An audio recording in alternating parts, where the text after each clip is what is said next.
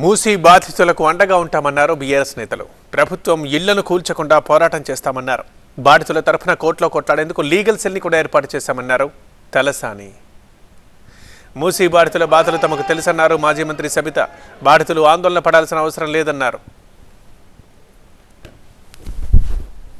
కులగొట్టకుండా ఆపే బాధ్యత మాది అని చెప్పి నేను ఈ సందర్భంగా తెలియజేస్తా ఉన్నా. న్యాయవాదులకు సంబంధించినటువంటి అడ్వకేట్స్ కూడా ఒక కమిటీ కాన్స్టిట్యూట్ చేయడం జరిగింది పార్టీ.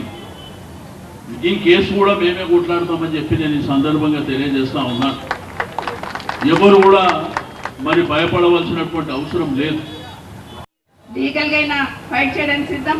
అసలు మీ దగ్గరికి రాకుండా ఆపాలనే ఉంటుంది తాపత్రయం. ఆ విధంగా ఫైట్ చేద్దాం. మీరందరూ గట్టిగా ఉండండి. మీకు అందరూ కూడా మరొకసారి మనీ చేస్తే ఇప్పటికీ కూడా ఒక క్లారిటీ ఇస్తలేదు.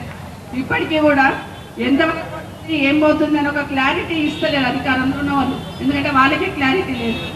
ఏదో ఒక భయం చేసి భయభ్రాంతులు చేసి లబ్ధి పొందాలనే ప్రయత్నం చేస్తున్నారు. మీరు ధైర్యంగా ఉండండి. ఖచ్చితంగా మీ పక్షాన బీఆర్ఎస్ పార్టీ ఉంటుందని మీకు అందరికీ మనవి చేస్తా ఉన్నారు.